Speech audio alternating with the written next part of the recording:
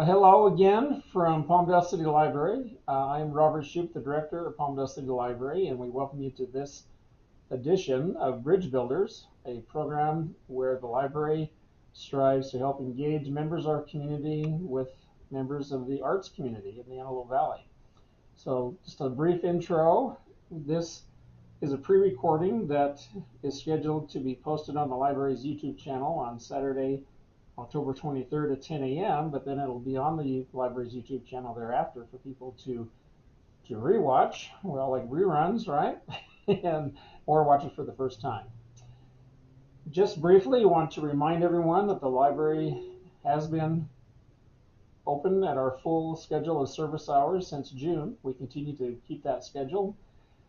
And a reminder of those hours is Monday through Thursday, 10 a.m. to 8 p.m., Friday and Saturday, 10 a.m. to 5 p.m., and then on Sunday from 1 to 5 p.m. You can come in and enjoy the library in person. Facial coverings are required while you're in the library, but other than that, we're back to full services and gradually reintroducing walk-in in-person programs also, and we're excited to be doing that.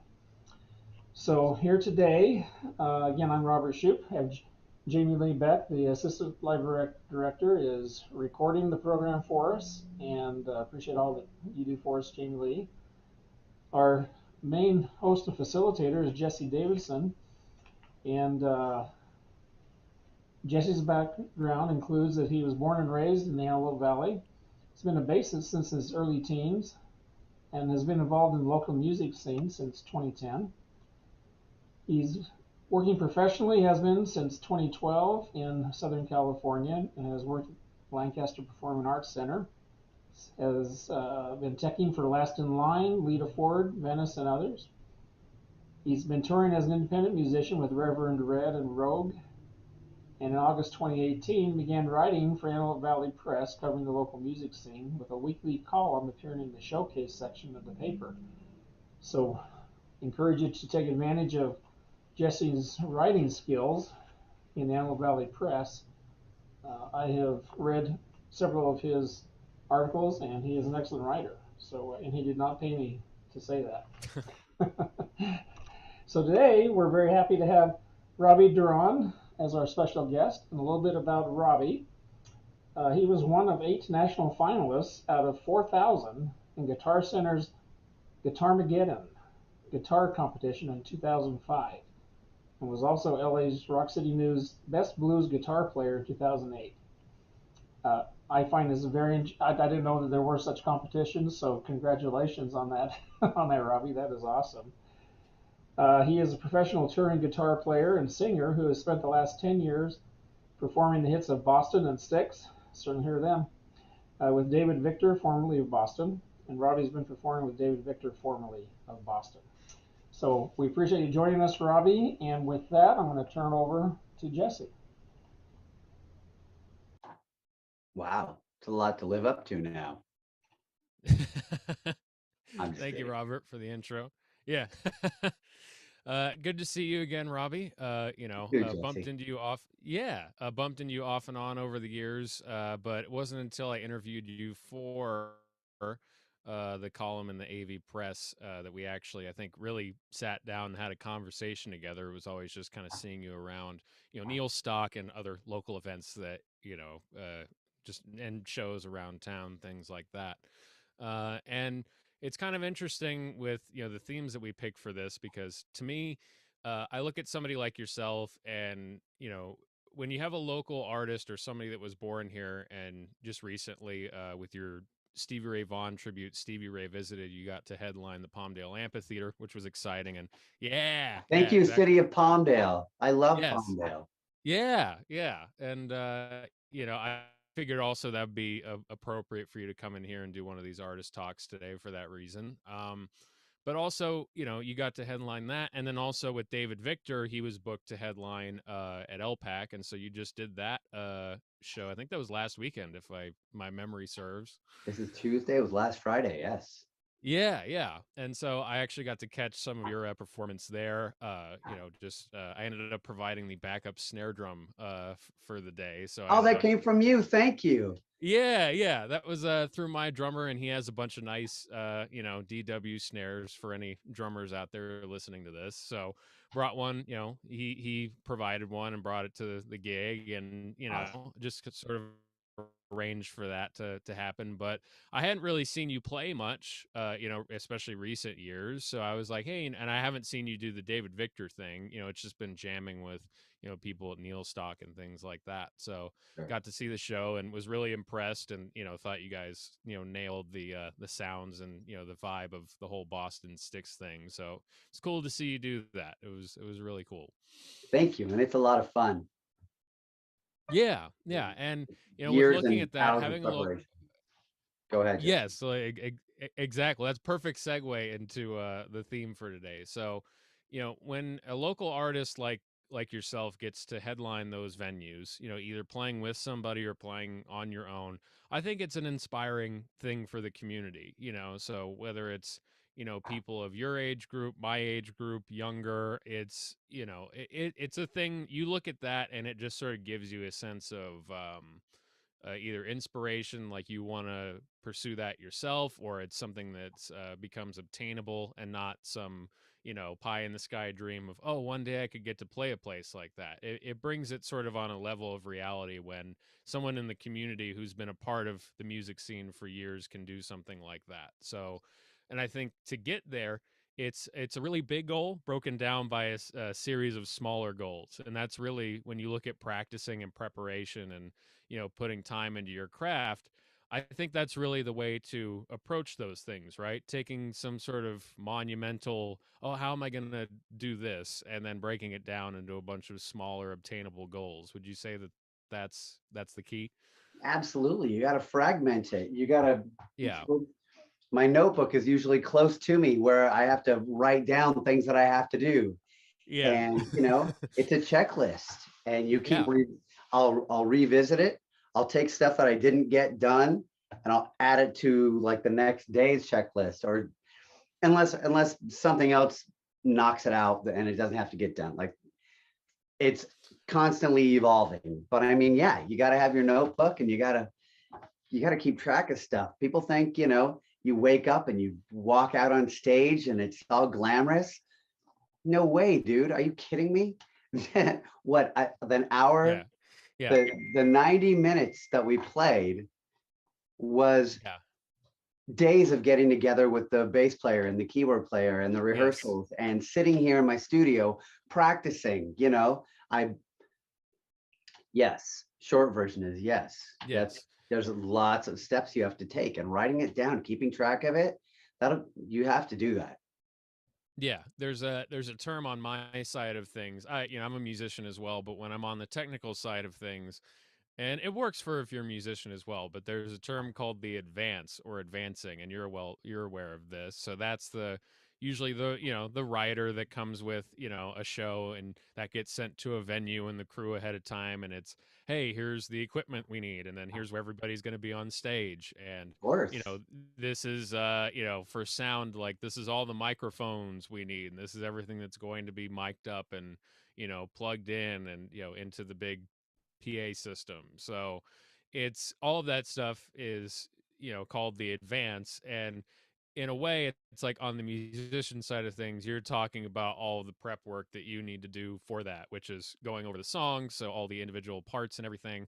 And so there's, like you said, there's a whole checklist to everything. So in my mind, with trying to organize my own life, as far as just personal life outside of music, I hit a point where I realized that it's kind of becomes one and the same. I don't know if you found this to be true, but for me, you can kind of take, whatever you are doing, and I can kind of take that list of things and kind of break it down that way. So if I attempt something I've never tried before, for example, I'll kind of look at it like learning a song or getting ready for a show, and then, oh, well, this is all the components that this is made out of. And, these are all the little steps that, okay, if I do this, this, and this, I could probably get this done. So, like, cooking, for example. I never cooked anything before, but it's like, okay, well, this dish is just, verse, chorus, bridge. And, that's just taking whatever it's made out of. And okay, it might not be perfect at first or might not be the best, but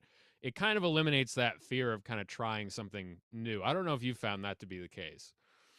Wow. That's You know what? The short version would be absolutely. I mean, that applies in anything else you do.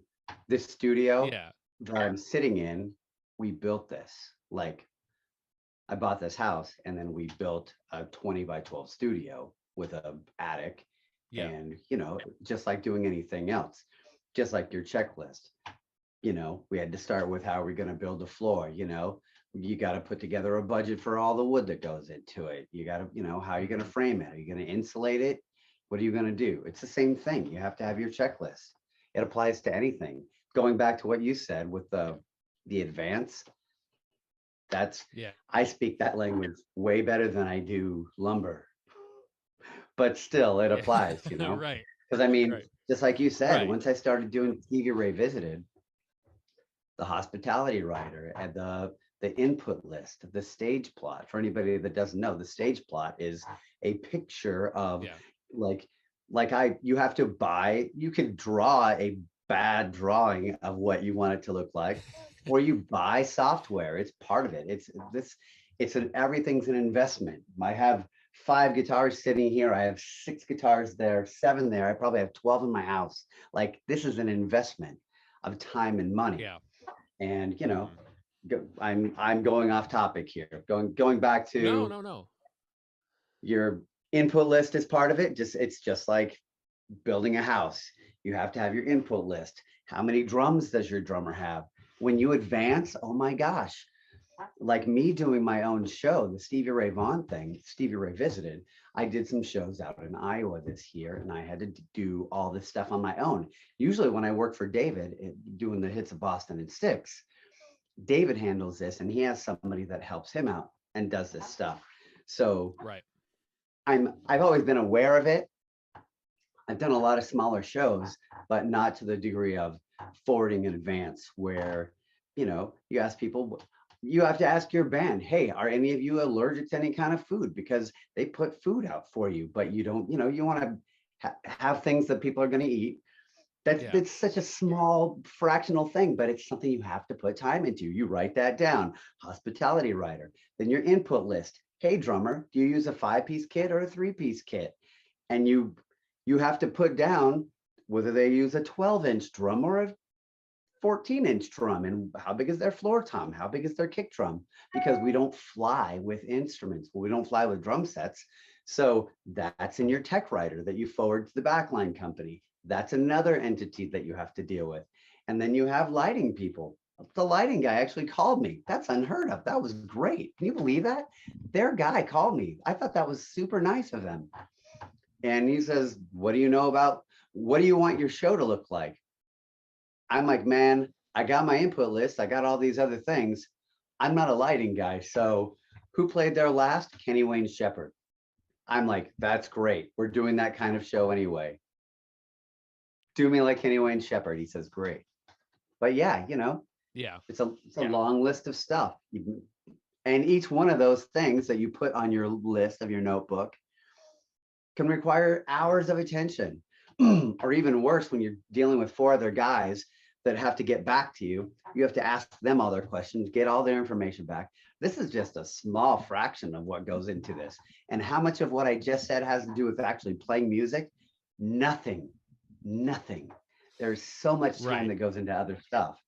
So there you go. Then, okay, going back to your notebook, make your schedule, man. You got to have your schedule. I take my kid to high school every morning to Quartz Hill. I'm in Lake Elizabeth. As soon as I drop him off between like 7:10, my chest voice vocal practice is on my phone. As soon as he gets out of the door, chest voice. I sing. I'm warming up my vocals till I get home. I get home. I have 2 more kids that I have to get out of the house and my wife. 20 minutes later, I do another 30-minute for the rest of the vocal range, a daily warm up. So that's where I start. And then what do we have to get done for the day to start promoting? I'll let you talk. I could keep going for like an hour. Oh no, I'll kick back. no, that's all right, and that literally, that's kind of tying into what we're talking about here, in that there's a lot of little steps to get to where you need to go, and I break these down into two categories. There's the maintenance of what you're doing, which is exactly what you're talking about. So there's the maintenance, is just the upkeep of doing it. It doesn't necessarily advance your goal, but it's the, just the daily requirements, or weekly or monthly, to keep something up. So that's exactly what you're talking about. You sing and you have to warm up, keep your voice in shape. So you sing and you have Even that when practice. even But when you then don't have there's shows, also, it's like a bodybuilder. Sorry. right. And, oh, no, you're exactly right. And so there's that part of it, but then there's the actual work that it takes to move forward in something. So part of that comes with the practice, but then part of that comes with, pushing yourself. So, I'm sure that leap into traveling, going from doing local gigs, either in the Antelope Valley or around LA, to traveling and doing gigs of that nature, it required a different discipline and a different set of skills, and mentally just preparing for that too. So there's the work that you do for advancing what you're doing, and as far as moving forward in your goals, and then there's the maintenance of, okay, once you're at that place, then there's the work you do too, and the process and the checklist to kind of maintain where you're at that way. Absolutely. Right. And so for some people, when they're pursuing something they're passionate about, or if they want to try something, that could all seem overwhelming. But to me, I think when you can break it down into small little steps that you do every day, it's less overwhelming, and it becomes something achievable, as opposed to basically like trying to climb Mount Everest. Like, oh, how am I ever going to do that? It's like, no, it's like, well, just start with, what are the basics of what you need to get done. And I wanted to ask, with your routine and getting into your process, was that something that you started off doing when you were younger? Is it something that came in, as more responsibilities came in as a musician? Just, I wanted to ask how you sort of got into that routine, that mindset, I should say. What do they say? Necessity is the mother of invention, right? So if you're going to start pushing for bigger gigs, you're going to find all these extra things that need to get done. And, it's the chicken or the egg. I wanted to do bigger shows. And as you start doing the research, you find, okay, you need to make a promo video. There's a lot of aspects that go into it that you don't think of. So, my gosh, I wouldn't know how to describe it. If you're going to jump out and start doing it, you're going to find the stuff that needs to be done, because you can buy books on stuff. You can go on YouTube and listen to other people's stories and get a good idea, but it's going to ultimately come down to the way you do things. And you might find a different way than somebody else did. And that's okay, because especially this industry, oh my gosh, it's constantly evolving. So if you can come up with another way to get to your goal, great. But gosh, that's a hard question, because there's so many aspects in this. But as far, I'll just say, discipline wise, you just got to crack down and do it, and you'll see. Just like I started saying, you want to get a bigger gig, you have to call these places and get information. They'll ask for stuff from you, and if you don't have it, you have to produce it, and then you learn it as you go. You don't open up a book and say, hey, I want to start playing performing arts centers, I'm just gonna show up. No, you don't show up. You call them. They want to know, how many shows have you played? They want a lot of information, and you got to back it up. And hopefully they're willing to take a risk on you if they think you have a cool show. Stevie Ray visited. They're like, how many shows have you played? I haven't played a lot of shows, but I was top 8 in a national guitar competition. LA's best blues guitar player one year. I've been playing the hits of Boston and Sticks flying around the country for the last 10 years. I played over 100 shows doing that. I'm a professional, but will Stevie Ray Visited sell? I don't know. We're taking a risk on that. So, I mean, it's not Journey, it's not Queen, all these huge bands that are constantly being booked. I would hope, my perspective was, hopefully people would want at least a weekend off from one of those kind of bands and take something different. I don't know if that's great, but so far, so good. It's cool. It's worked. The night after Friday night, we did the Alpacas, the hits of Boston and Sticks. I went up to Morro Bay and did a place called the Siren and did the Stevie Ray Vaughan thing. And it was great. It was great. Like, Stevie Ray Vaughan died in 1990. And here I have a group of 20-something-year-old, I call them kids, like I'm older. We're singing. I could hear them singing the songs louder than my monitors. And that was amazing to me. And you know what? It happened because I put in all this damn work, like what we're talking about, just all the prep that goes into it. And you got to be disciplined. Something else I'll say, though, is you'll be really surprised at how people would really want to help. People will help you. Don't take it all on yourself. Oh, yeah. If you can delegate some of this to other people who support what you're doing, or your friends, they like that you play music.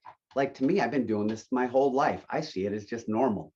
Other people are like, you get to do that. And I'm like, man, this is me going to work. And they don't know that, the vocal rehearsals in the morning and all this stuff. This is me doing my job.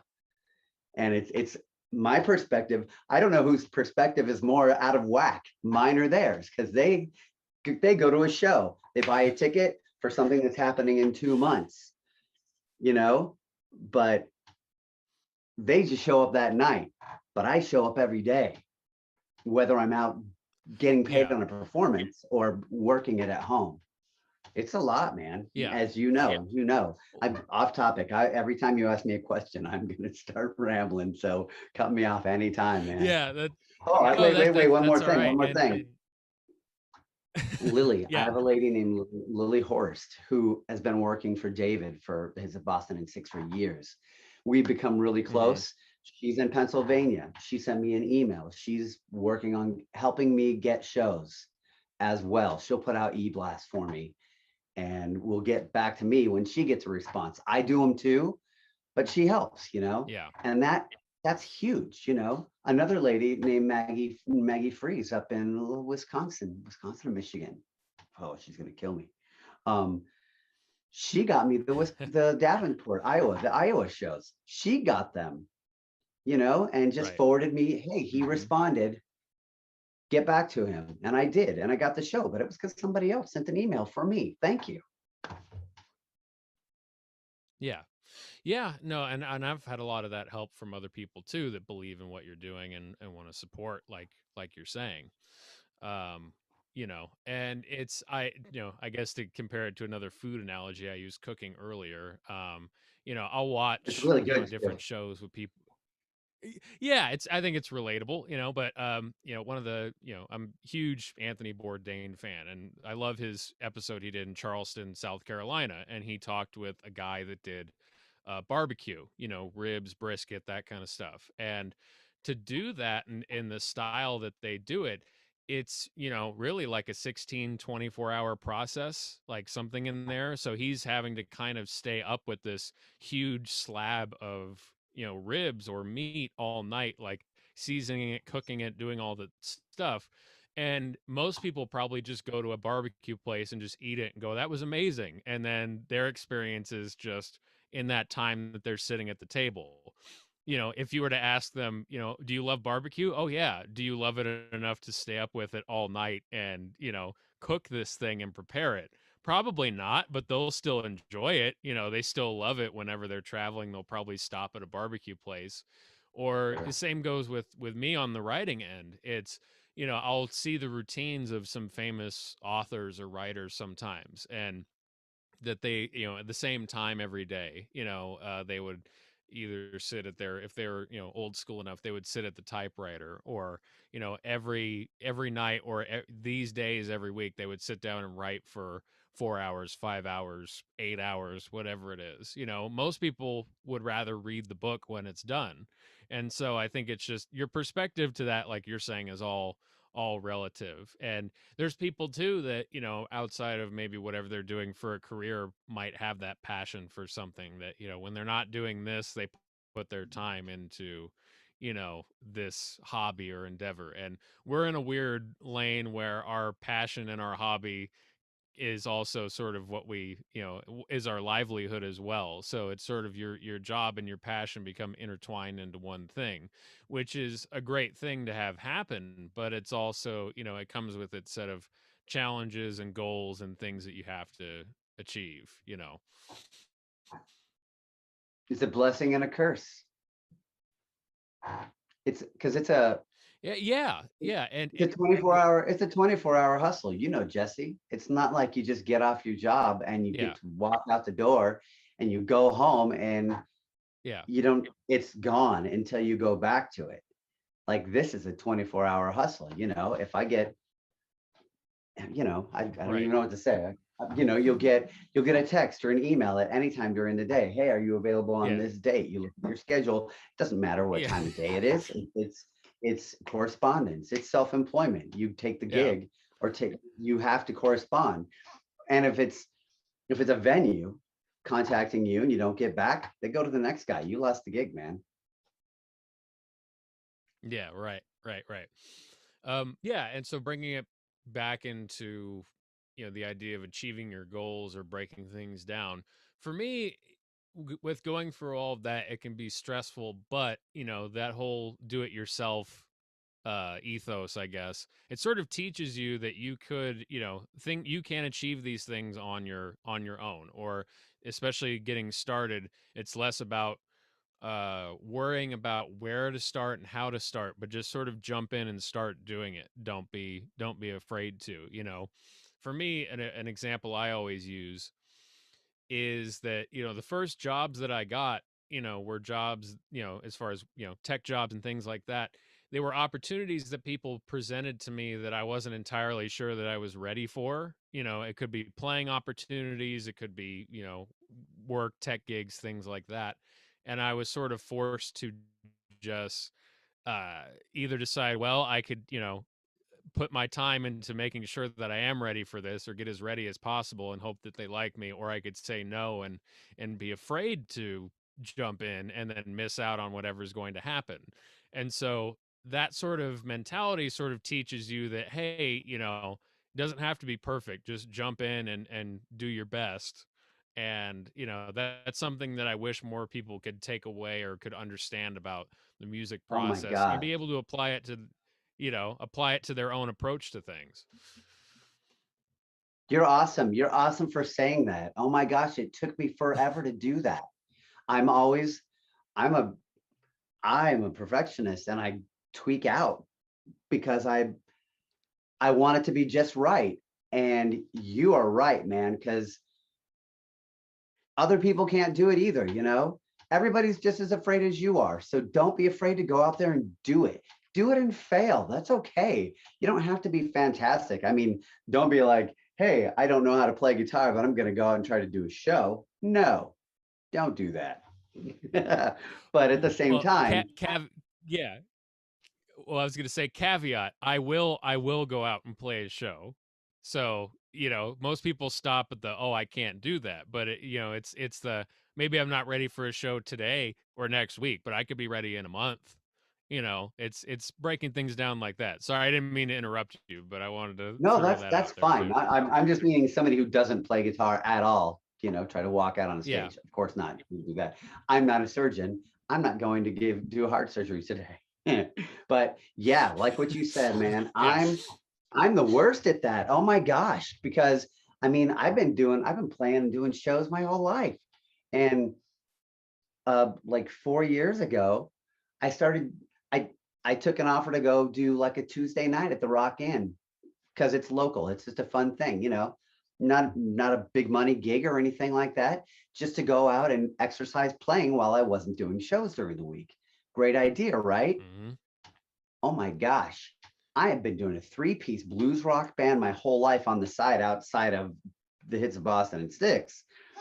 And when you have a drummer and a bass player and an electric guitar and you're rocking and you can just sing a bunch of blues songs and it's cool, that's one thing. But when you're stripped down to an acoustic guitar and just your voice, I'm still terrified of doing that.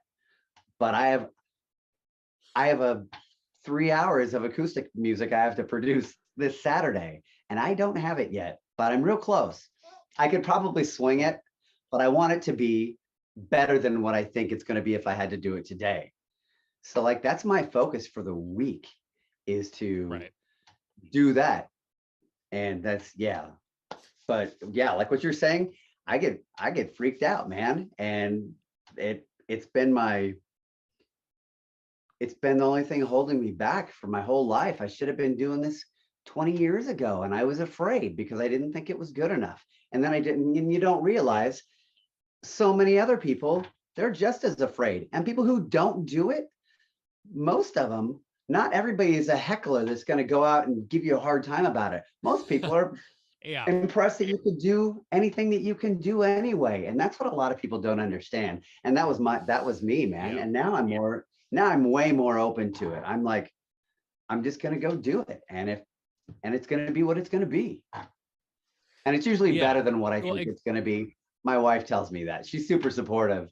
And she says, gosh, you just got to get over that, man. Just get out and do it. Yeah. Yeah. Well, yeah. And I'm really fortunate in that I got thrown in the deep end pretty early. And, Good for you. And starting off with, going back to, we're both alumni of AVC's Test Flight, or I think it's Popular Music Ensemble now, or there's a technical name for the class, but the band is known as Test Flight. And it's basically an audition-based performance class where you learn a bunch of songs over a semester and you're put into an ensemble. And I always looked at it as like sort of gig training for working musicians, in that, you audition for a band, you're selected, and you're put into a band with people you don't necessarily know. And then not only do you learn the songs, but you make it sound cohesive, like you've been playing together sort of forever, to the best of your ability. These are all the goals, that they have over the course of a semester. And so I did that on the sound crew side of things for a couple of semesters, and then I did the playing for a few semesters after that. And it, enhances your skills and things. But I first auditioned as a sound. I loved it. Yeah, I did. Sorry. Oh, I did too. It was I have friends from that class that I'm still friends with to this day, that are really close friends of mine, and friends of mine on the technical side of things when I started with that, and then friends that I met on the musician side when I was in the band. And friends that they're some of my closest friends to this day. But anyway, that aside, the very first time I had heard of it, the teacher, his name is John LaCroix, and he's teaching studio music production as well at Antelope Valley College. So it was a Pro Tools class. So you learn how to basically operate the equipment that Robbie has behind him there. You learn how to use the computer and record, and how to edit and all that kind of stuff. So I was learning that, and then he also taught the Test Flight class. And so he was the band director, and he said, hey, we need sound people. You should audition for Test Flight. And I was like, oh, I've never done anything like that in my life. I've never auditioned for anything, let alone, I think maybe a play when I was in first grade. But other than that, it was just, like there wasn't any audition process. I always had a band with my buddies in the garage and was always used to just doing stuff with my friends. And this was a huge leap for me. Not to mention, I was like, well, I don't know if I'm ready to be running sound. I had done it at local shows a couple of times, or a few times, sure. Never done anything like that for the class.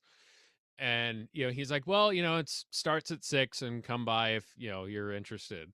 So I drove home and I ate, dinner, and I kept looking at the clock the whole time. And I knew that I had it took me 20 minutes to get to school and back. So it was like 5:30, 5:35, 5:37. And then I'm just like, and then something in me just said, hey, do it. Just go do it. See what happens, and Yay. basically, yeah.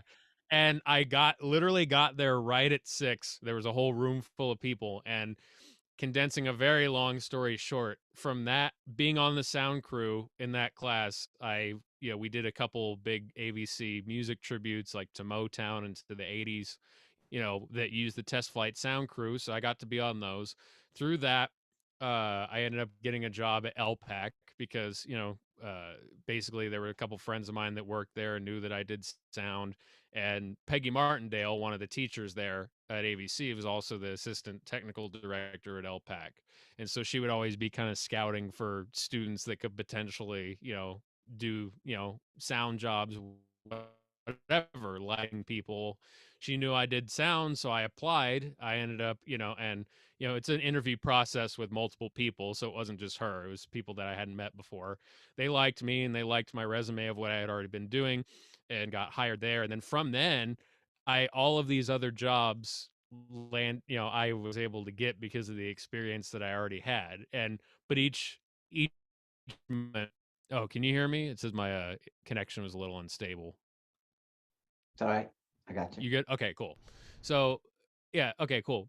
So from that moment, I pretty much got all of the jobs that I had now because they were stepping stones that led me to those things. And through just being involved with those coworkers, those experiences, it all built off of that. And if I was too afraid to, and it's weird, I can trace my whole path that I'm on back to just deciding in my kitchen, just, oh, I'm gonna go for this audition, and then one thing led to another, and all of this stuff subsequently happened. Not right away, but if that one moment hadn't happened, then all of this stuff wouldn't have come into my path eventually. But all of the things that came into my path were things where I had to push myself, and they were outside of my comfort zone. And I'm sure you've sort of had the same experience getting into this, like the acoustic thing. Absolutely. You might fly to a show. Yeah, you might fly to a show in Iowa, which seems extreme, but somehow the playing in front of everybody with just your acoustic guitar is somehow more pressure and more intimidating because it's for you, it's a personal challenge. It's something you're not used to. But oh my gosh, I would be terrified. Yeah. And it's just, that's the, just continuously kind of like all of these things kind of tie into each other. It's, looking at the checklist you have and then going, okay, well, man, I don't know if I can do this. And then, well, okay, what is this? And then you just look at like, what's the bare minimum I need to do this? And then what's really excelling at whatever this task is. And so you can kind of break it down like, these are the bare essentials of what I need to get started or do this. And then if I really want to put the icing on the cake and really want to shine, like, these are kind of the things that I need. And I think that's where you can kind of get caught up, is because you look at the whole picture of it and you go, oh, I need to have everything or it's nothing. And it's like, well, no, just try, even if you only have the bare essentials to do it, just try. Like you said, you could do that gig today, but it'll be better when you put the time in over the week. So you're just, and you still go for it. Absolutely. People are too afraid to fail, and it's too bad because you just got to get over it. It's okay to fail, because you learn so much from it. Yeah. And I have many times, but it's still, you still go, you still go forward. And sometimes you can laugh at it later. Sometimes you still cringe at it, even if it happened 10 years ago, but it's still just, you move forward, and then, you try to, you try to just do the best you can with all of it. And nobody died. Nobody got hurt. It just didn't turn out that great that night. It's not that big a deal, And the one, and Jesse, dude, the thing is, no, I say that. Yeah. And the ones go ahead. Sorry. The ones that you still cringe about are the best ones to think back to, right? And the ones it's great to look back at that stuff. Oh my gosh. I can't think of anything right off the top of my head, but still I understand. And absolutely. I mean, Friday night, I mean, I don't know, like, I know when I make a mistake. If I hit one wrong note, I know it. But most people, it goes right by, and it's cool. You know this. My wife knows this. She's been telling me this for years, because I used to go, I used to make these grimacing faces when I'd make a wrong note. She'd say, why do you do that? Nobody even knows that you made a mistake. Just Now I smile. So if you see me smile really big, I probably just made a mistake. And that's way better than going, who wants to go buy a ticket to see some guy be grumpy on stage because he hit one bad note that nobody cares about that happened 25 seconds ago. It's gone. Nobody cares. Yeah. Or especially one of the gigs where I got my start was doing sound for local shows. And so that was not at LPAC, but that was also doing stuff outside of there. DIY stuff. So I worked a lot of punk shows, metal shows. Sometimes you get touring bands that have been, touring that scene forever, like really notable bands, and it would be mixed in with that same band that's playing. You might have an opening band that's only been playing for like a year, as far as like doing shows. So they're real young kids. Or I'd work recitals at this club too, and it was just so sometimes it would literally be like a local music school that would rent out the place, and so you're literally seeing kids that maybe have never played on stage before ever, or maybe like their first couple shows ever. Either way, just you get a lot of nervous, sort of inexperienced energy. And sometimes with that, you would get people, or sometimes bands that have been doing it kind of a while, but they're insecure about various things. Maybe there wasn't a lot of people there that night. Maybe they weren't as prepared as they could have been. And so they think the way to deflect it is going, oh, well, this song, we didn't, we haven't practiced it that much and it's going to suck, but, here it goes. And they do that self-deprecating thing. And that's kind of the same thing as making the cringy face, on stage. And then you realize, man, if you just went for it and just smiled and didn't have an ego and go, oh, this is going to be the best thing, but just said, hey, we got this as a new song, here we go, and just introduced it that way and just played it, it will probably go a lot better in your own mind, like mentally, while you're playing it, and for the audience, because then they go, oh, cool, new song, and then they just take it in. And then, like you said, there's a lot of little things that only you will notice that nobody else will notice, and it's just getting past that barrier. And I think that's another thing I hope people can apply too, that I call it a thin force field, where it's there's sort of a bubble that you're in, where, and the bubble that the band's in, so there's a communication happening on stage that you're trying to get out to the audience while you're playing. So there's a chemistry and you're going back and forth and you're rocking out with the musicians and all that. And unless there's a major train wreck in the song, the audience probably isn't going to notice that. So you want to be engaged in the performance, but it's not like there's a camera with a big jumbotron on you necessarily all the time, where everybody's always looking at you, or they're always just listening to you. So if something happens and you don't draw attention to it, or if you smile about it and you go, hey, it's I almost think that's also something you can apply into life too, because instead of being overly critical on yourself, you just kind of go, oh shoot, that was here, let me just course correct, all right, we're back on track now, oh, that was a simple mistake. And you tend to, I think that mentality over time, you tend to be less you can tend to be less critical of yourself over time, and again, that's something I still work on too. All of us musicians, I think we tend to be way overly critical, because we're creating the thing and we're doing the shows, so of course we're going to be the most critical out of anybody. But I think you tend to be less the beating yourself up thing, or like what you're talking about, oh, it's not good enough, or it's not perfect enough to put out there. It kind of goes away over time, and you learn to be more open and kind of lighten up. I don't know what your take on that is. You just don't be afraid to take risks, especially in something that you're already doing. Another example, a Saturday night, Stevie Ray visited Morro Bay. Like, that's not a hometown crowd for me. That's far away. I'm playing in front of a bunch of strangers. I go on the first song we played was House is Rockin'. I hit my pedal board to do my solo, no sound. Of course, right? No sound. It took me about 8 seconds to get it right. I'm soloing. Rolled right off me. I didn't cringe about it. I didn't let it lay on me for the rest of the show. It was gone.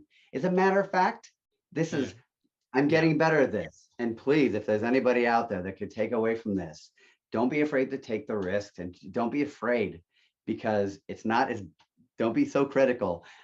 Something I've been wanting to do, Stevie Ray Vaughan would play behind his back. He like did this thing where he'd be playing and he'd pull his strap off and spin around and do it. I did it. I took the risk, man. I did it Saturday night. The crowd went crazy. If you were to isolate the audio and not see what I did, it didn't sound great. Like, it's not easy to play behind your back. I did pretty good. So if you just heard the audio, you'd be like, ugh, all right. Maybe you wouldn't even care. If I heard it, I'd be like, oh man, that guy needs some help. But seeing it, it looked awesome. The place went crazy. They were like, man, put your guitar back in front of you. You suck. It's horrible. Nobody. They cheered. You could hear it in the video. There's a video from it. I was like, yeah, I'm so glad I did that.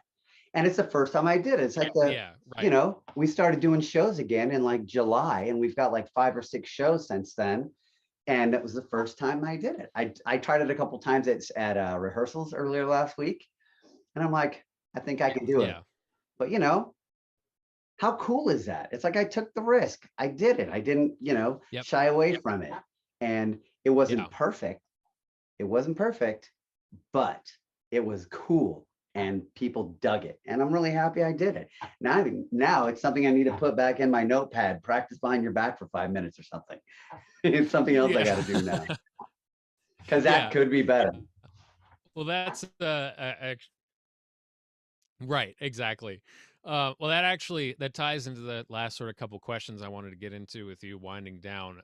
Now, I wanted to ask, you mentioned about your vocal routine. I wanted to ask, what's your sort of, we've been talking about process. What's your practice routine now as far as, let's say, practicing for your own personal development and then like getting ready for like a Stevie Ray visited show, like kind of taking us through that process of what's your practice preparation routine look like for you?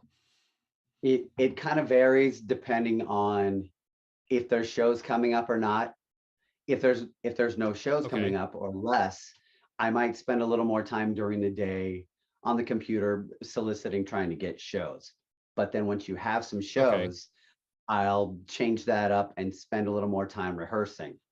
So I always try to do the vocal thing at least 5 days a week. I try to do it every morning, and usually I'm good about it. Do the vocal thing regardless. And after vocals, depending on the show, like right now, I have this acoustic thing coming up this weekend. With the exception of what we're doing right now, my focus will be coming in here. I have a whole list of songs that I'm working on, and I want to add probably 10 more.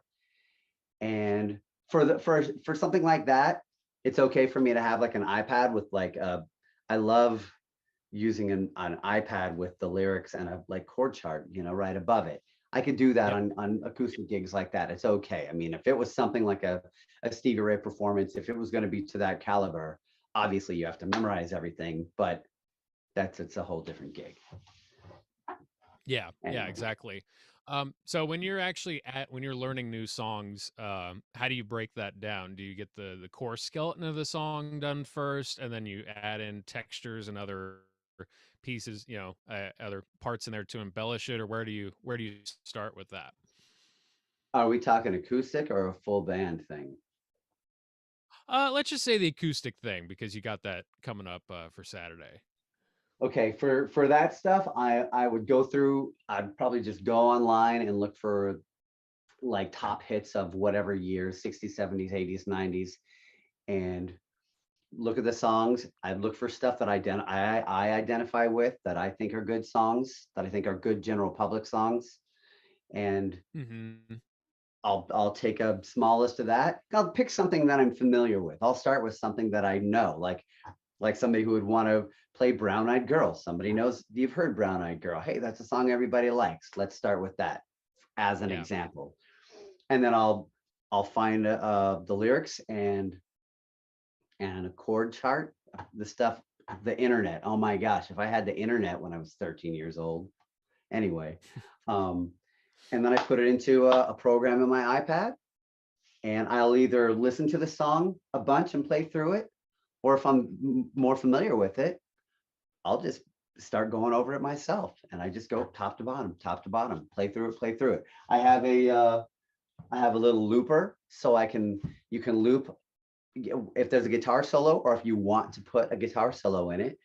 You pick your little section. That's where a lot of the practice comes in. A looper can be tricky, okay? Because now, for those who don't know out there, a looper is something, it's a little pedal. Here's mine right here that I got.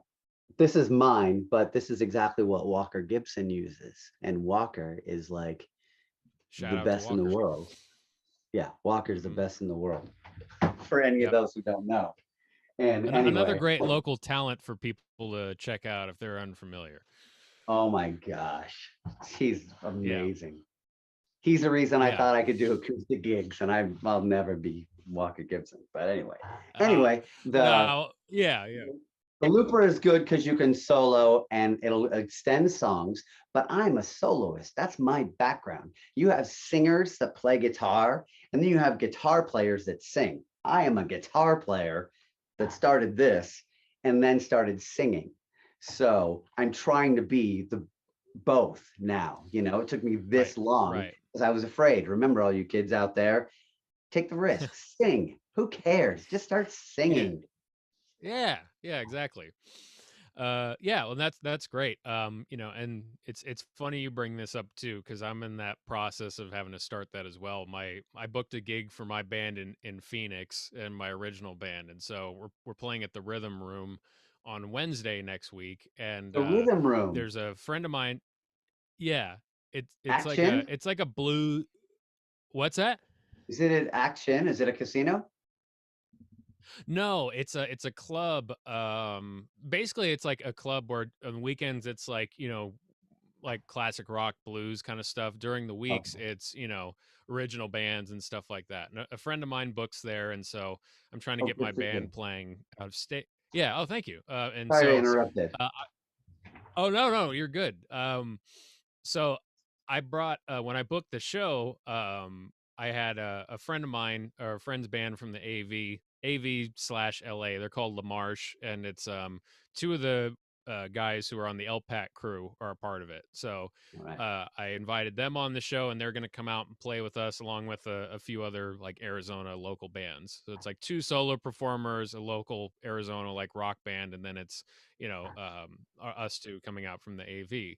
So I was just talking with them, and they're like a stripped down group. It's an acoustic guitar, and then Sean, one of my buddies who works at LPAC, he plays percussion, a cajon, and then their vocalist. It's called LaMarche, and it's the last name of the lead singer, Meredith LaMarche. And so I just talked with her, and they go, "Hey, we want you to play bass for this. We want to try playing with a bass player, since there's like full bands on the bill." So I've got to learn about half hour's worth of material, I think, by Sunday, because that's when our one rehearsal is going to be.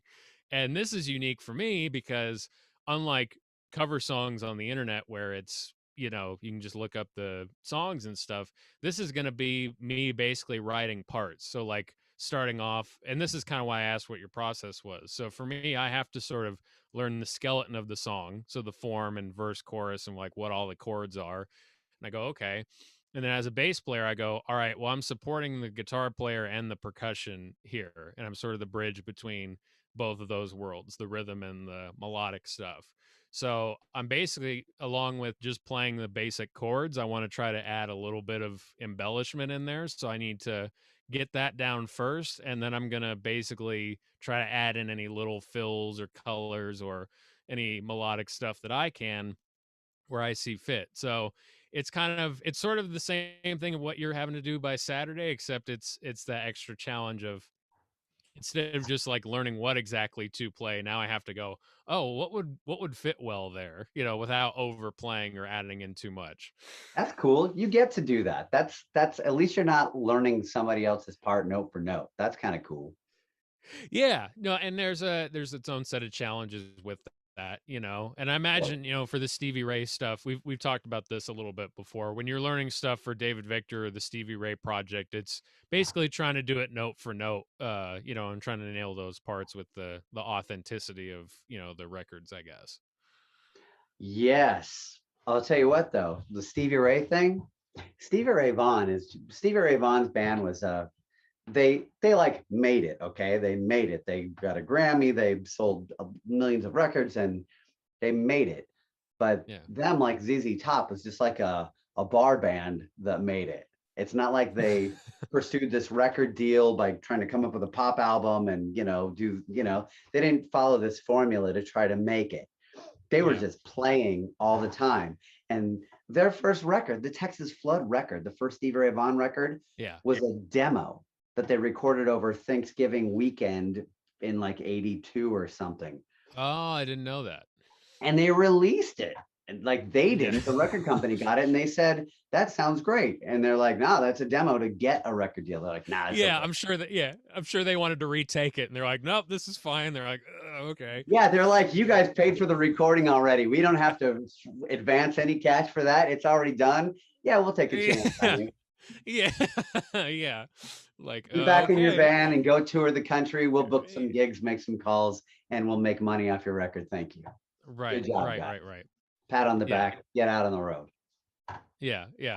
But Stevie Ray Vaughan, what I was going to say is, yes, a lot of that, they jammed a lot during their shows. Like if you look at you can go on like setlist.com or whatever it is, or something out there. You can pull up a band and it'll show you their set lists, like a lot of them for specific dates. And they'll have like an hour-long show with like 8 songs. That means they were doing like extensive jamming, in their songs. Yes. I'm not doing that 100%. I'm trying to take the songs, because anybody who like bought the records, they know how the record goes. And I'm trying to stay true to that for the most part, but also the fans who are going out seeing those kind of bands, they also like that jam aspect. And that's my background anyway. My thing was a 3-piece blues rock jam band, basically what Stevie Ray was doing, but I had a drummer that was like 30 that had this Dream Theater background. So I had this rockin' drummer, that would lay into this blues jamming stuff and made it sound more modern. That's the band I wish I would have pursued. That's the thing. I was afraid. I didn't think that would do it. And I was with those guys for probably 13 years. And we just relied. People would say, oh, somebody's going to see you. You guys are great. That's awesome. Keep it up. And I just figured that would happen, instead of, after 3 years of it, early on, going, man, this is great. Let's write something. Yeah. And while we're doing all these gigs, like, we're cool. We don't need to make it. We're gigging and making money, and we're cool. I'm not reliant on getting a deal and a record company supporting me. That's a great position to be in. Yeah. You're not reliant on this deal, and I didn't do that. I mean, I know that now. Once again, for anybody out there watching, do it now. Don't waste time. Right. So, but we do go out, like this last weekend, I am stepping out a little bit more and putting my own flavor into those. I have a blues background anyway. So to play the Stevie Ray Vaughan stuff, that comes natural to me anyway. That's why I started doing it. So I take blues-esque solos and I light them up a little bit. There's a couple sections of the last show on Saturday. I laid into it, and it works, man. It works. Yeah. Well, and that's kind of the origin of what they were doing anyway, because I think the blues purists at that time, when they were covering like Jimi Hendrix and Superstition, and they were throwing that stuff in their set, I think there was an interview with Chris Layton, their drummer, and he was talking about how they got criticism for that, because when they started, it was kind of that rock blues hybrid in a lot of ways. And there's some blues purists that don't care for that, and they want it to just be very traditional and that kind of stuff. Yeah, absolutely. Yeah, so, there's a story of Jimmy Vaughn, who Stevie's brother, who is a purist. He's a purist. Yes, yes, he is. He told Stevie, he says, "You sound like Robin Trower," like it was an insult. Robin Trower is like more of a rock guy, right? And they got and it was supposedly a fist fight over that, Yeah, but so what? As brothers will tend to do. Yeah, take it to the next level. Yeah. Well, yeah, and it ties into, I'm sure people can get criticism in their own life, with just trying to pursue different things. And, it's about trying to stay true to yourself, even if people will kind of snicker at what you're doing, or, you know, whatever the case may be, or just give you some sort of, oh, that's not going to work out, and just be really negative and pessimistic. It's, you know, figuring out, like you said, you know what kind of guitar player you are, a musician you are. So figuring out where your strengths are, and then figuring out what's not you, and then figuring out that middle area of, this is what I want to do, and I want to get to that point, and just, you know, figuring out the steps to get there is really, I think, that's kind of the overall approach. I think that's the best way to take. I agree. Yeah. One last question for you, and we'll wrap up here. You've taught lessons in the past, and so you've dealt with probably a wide range of students, you know, so people who've never played before versus, you know, people who are intermediaries, maybe advanced students. I wanted to get your approach to, not regardless of age. Let's say maybe it's somebody in their like late teens, early 20s. So like not super young kid, but, you know, hasn't picked up an instrument before and they want to get started. What would be your sort of step-by-step process to getting on track to playing, aside from just sticking with it and the consistency? Like, what would be sort of the techniques that you would say, hey, work on these every day? Man, that really comes down to the person, the student, because a Okay. lot of people want to learn different stuff. My son's playing progressive rock. And then Okay. you got people that want to play Brown Eyed Girl, which are totally different avenues. So I would take somebody like my son, start him out on scales. If you want to be a soloist, you want to learn solos, you know, start with a major scale. You could even go on YouTube and find that stuff, but I have it in my computer. I could send it to you electronically and go from there. And then if there's a song that you like that has a lot of notes in it, I can tell you, hey, this song is in the key of G major. So let's start with a G major scale. Let's play it in this position, then take it to another position and take it to another position. And a lot of the notes that are in the song that you like to play are going to be within that scale. And then we'll walk that direction. And then you got somebody who might just want to learn how to play, just be a strummer, play chords and sing songs. Great. I would teach them teach them 3 chords. There's something called the 1-4-5 progression, which I'm sure you're familiar with. But the way my dad taught me is if you're in the key of G, you go G, A, B, C, and D. G, C, and D are your chords. 1-4-5. Anybody out there? Most of your old school country songs, a lot of the 50s and 60s pop songs are right out of this formula. 1-4-5 is super standard. You can go to a blues jam and you go sit in, you don't have to know the song. Hey, it's you don't even have to know 1-4-5, because 95% of the time it's going to be 1-4-5, and they say key of G, here we go, shuffle, 1, 2, and you just know and you just go. But same thing, key of A, B, C, D, and E, A, D, and E. Those are your changes. But if you want to learn a song, Brown Eyed Girl, key of G, G, C, and D. Except there's an E minor in there too. But that's it. So I would take a beginner. Let's start with 3 chords, G, C, and D. Yeah.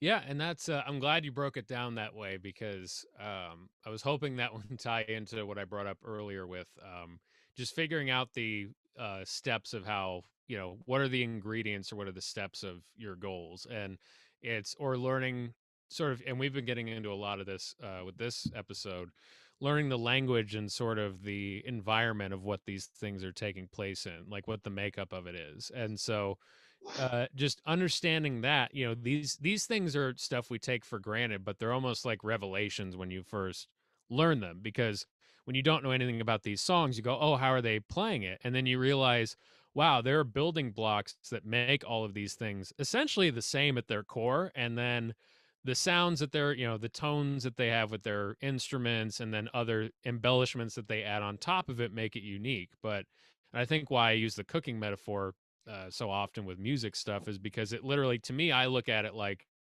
ingredients. And so, like you're saying, a lot of the classic country songs or even classic rock songs are built on 3 or 4 chords. And so instead of looking at, oh man, how am I ever going to learn all this? How am I ever going to do this? You go, oh, well, if you understand this one concept, you unlock all of this ability that, it allows all of this information for you and all of this ability for you to have. And then it's just about the experience of the repetition and repeating the process over until it becomes second nature, to where you're not actively as, thinking about these things while you're playing. It becomes a part of you. You're absolutely right. Oh my gosh, we left that out. It's like we should start the interview all over. And now that we've discussed all this stuff, now we can formulate it a little bit better, because we didn't even talk about actually learning music. Yeah, right. Like there's learning how to play. I mean, I did jazz band in high school. I was a music major at AVC, and learning music is huge in itself. That's before you even start getting into these, I don't want to call them higher profile bands, because you never know what band is going to end up being a higher profile band. I mean, even a band like Green Day, who would their career was based off of 3-chord punk rock songs, they're playing 1-4-5 changes. They're still following the pattern. And they most likely, like a lot of other people, they don't know that that is a formula when they're kids and they're just coming up with songs. But as they get older and have to, if you actually start doing stuff and making it work, taking that next step, you're going to collaborate with more people. You're going to play with other people, and you're going to realize there's a language, which is, hey, we're going to play even if you don't know the formula, you're still going to have to tell somebody, hey, we're playing A, D, and E. These are the chords in the song. Otherwise, you're not going to stand there and go, it goes like this, and show them. That doesn't happen. That might happen in the garage when you're 12 and 13 years old, but you learn that stuff quick. They say Paul McCartney doesn't read music, but I bet if we said, hey, Paul, we're going to do a blues jam in the key of C, Paul knows what the heck we're doing. Yeah, exactly. It's not a joke. And then you mentioned tone. This is what I fly out with. Here's my rig, and this is an old version. This is the Line 6 HD 500. Yeah. I laugh at my wife because she got me this. I wanted this. She knew I wanted it, so she got it for me. And it took me 6 months. The joke is, it took me 6 months to get on speaking terms with this thing. I couldn't figure it out. Tone, oh my gosh. I build my tones right here in my studio with my speakers. I go right out of this into the speakers, not into an amp. I do go into an amp on stage as well and have them mic it, and they can blend the two because it just sounds better. More stuff that you learn as you do this, right? Right. And it's a whole new world out there, man. Digital technology. Yeah. Then we have to learn that. Oh, and then you have to make a promo video. Now I have to learn how to use Final Cut Pro, which I know how to use now. This is past tense. Things you have to learn. Oh my gosh. And again, it's, because I mean, call me crazy, but I really think that, that from the beginning revelation of, all of these songs use the same chords, you can take that mentality and go, okay, I've never used Final Cut Pro as a video editing software. So I might have never used a video editing software, but okay, I know these are the functions that I'm going to need, and I know this is what I need out of it. Let me find the basic controls in here and figure out how to do it. And then you get to a point where, okay, well, let me make this look better, whatever that is. Could be better transitions or effects within that. And I look at it all. I look at life now because of just my experience with music and like, well, what are the chords that this is made out of? What are the ingredients here? And that's one thing I always like to stress, that I wish that if more people could kind of take that approach to whatever they're doing, I think it would alleviate a lot of stress, or it would just sort of alleviate that, people not wanting to try things or being afraid to try stuff, and just knowing that, and a lot of this stuff, like you said, you hit the nail on the head earlier. It's, but nobody died. Everything was okay. That's a saying in the tech world. It's like, it's like like, unless you're responsible for all the stuff hanging over people's heads, then that if there's a bad day at work there, then that's really bad. But as far as like, with everything with this playing, or when I'm setting up somebody's equipment, I take what I do very seriously, but I always try to keep in the back of my head that it's like, hey, if the worst day at work here, like nobody died, like, dust yourself off. You'll be able to try it again, the next day. Or, this mistake is, it's like people make mistakes. It's like your soloing thing you mentioned earlier. Things will kind of roll off of you, and things just become a little bit less crazy and hectic, I think, as far I had a yeah. bad note in More Than a Feeling from Boston. Like that's like one of the biggest hits from Boston. And in the guitar solo, I hit a wrong note. I'm like, I feel like I let everybody down in the whole place. Yeah. But it went by really quick. And me and David, we both make mistakes still. And we'll look at each other. He looks at me, because he hears it, and he'll look at me right when it happens. But he'll just kind of smile. He's cool about it. You know what's funny for me? I saw a couple of those and I didn't hear it, but I work with enough bands to know what that look is, and I went, "Oh, something happened there." Oh no, I got to stop doing that now. Well, no. But see, that's what I was gonna say. Like I just know because, and I do it when I'm on stage. So I'm a musician, so I just recognize the look. And I wasn't 100% sure because it could be the look of, ooh, something cool happened there, or like there was just a little tiny bit of a hiccup or something. But you guys play the songs every gig and every night, so you know where those moments occur. So I saw the look a couple times, like literally maybe like once or twice during the show, and I was like, wait, that might be the huh?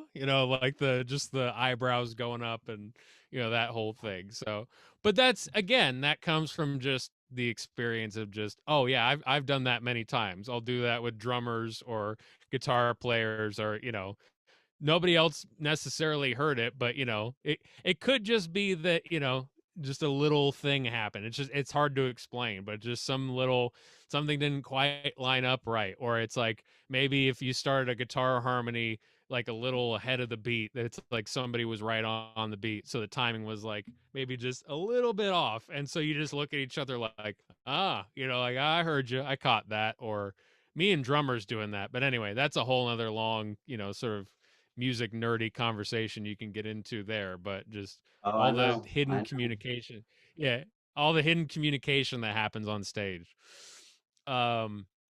But anyway, I wanted to thank you again, Robbie, for agreeing to do this Bridge Builders talk today. We thank you so much for coming in, and I hope people can gain some insight and wisdom from the musical process, I guess. I hope that people can take something away from it. Sure. Or if they just enjoy it, what goes on behind the scenes, or what else goes on aside from just walking on stage and playing a show. Yeah, absolutely. So thank you again, Robbie. Thank you to the Palmdale Library for hosting this series, as always. To Robert Shoup and Jamie Lee Beck for all the work that they put into this outside of the recording you're seeing. We appreciate you. If you want to find out more about Robbie's gigs or performances, there'll be some links below to Stevie Ray Visited and David Victor, and as well as Robbie's personal page. So keep an eye out for any performances he has coming up. Anything you had coming up on the books? Because I think this will be out at the end of October. So the next thing I have is with the hits of Boston and Styx, and it's in Wisconsin on October 20th or 21st. So nothing close right now. Okay. Well, keep an eye. I know they have like mailing lists on those sites and stuff like that. And just, keep an eye on all the dates he's got coming up for any other LA or AV shows. And we thank you so much, Robbie, again.